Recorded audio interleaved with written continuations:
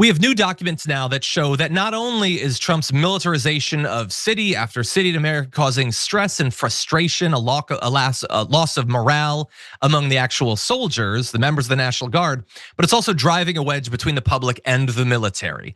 And so if you take a look at this was sort of accidentally released, the National Guard Public Affairs Joint Task Force report. It's basically looking at media, looking at social media, looking at what people are saying about these occupations, and it paints a pretty dark figure. And we're gonna jump to the specifics. Bear in mind, the National Guard official has already acknowledged that the documents are authentic. They're saying it's not that big of a deal. They're not that sensitive. They were just inadvertently emailed to the Post, which seems like this sort of thing is happening more and more. But anyway, here's some of the interesting stuff from the documents.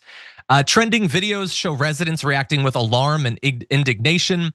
One segment features a local resident describing the Guard's presence as leveraging fear, not security, highlighting widespread discomfort with what many perceive as a show of force. Apparently 53% of social media posts about the occupation are negative. Only 2% were positive. That's according to the National Guard. In their investigation, only 2% were positive. So this, kind of an image crisis. They go on to say, for most Washington residents and tourists, the troops often are most visible, this is Washington Post reporting, at metro stops and federal monuments, looking bored and absorbing both praise and insults from passersby.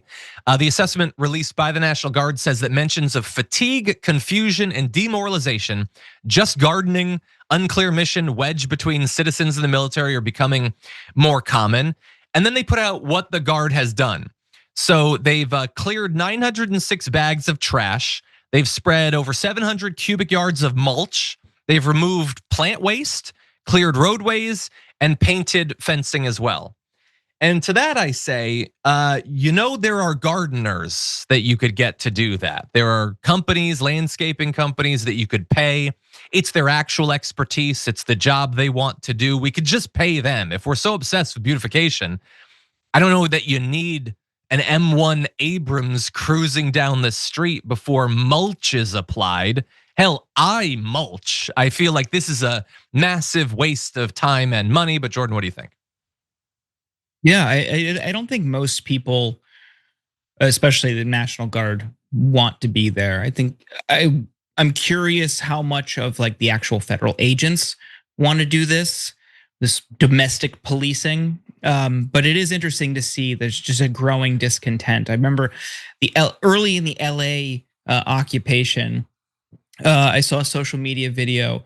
Someone walked up to some National Guard troops and they were like, when you signed up for this, did you expect this was what you would be doing? And the guardsman was just like, no, absolutely not. Do you want to be here? No. Like, it's just, they know it's just a joke and it's ridiculous. And also, you remember in LA, they were sleeping on floors. It wasn't like comfortable accommodations by any means. They're just standing around. Yeah, exactly. And look, are there some people that are probably delighting in this? Sure, I saw a video of, so I don't even know what, if they were ICE, if they were whatever, some goons or whatever. And one of them had like a gold Trump pin pinned to him, which is ominous. And so clearly that person loves it. They're delighting in this. But for the most part, they just wanted to serve their country. Lots of them, by the way, I just want to remind everyone that not every member of the armed forces is Republican or conservative. That's kind of a myth, actually. And so I doubt many want to be a part of this. And they're getting insulted and they're getting spat on. They're getting sandwiches thrown at them.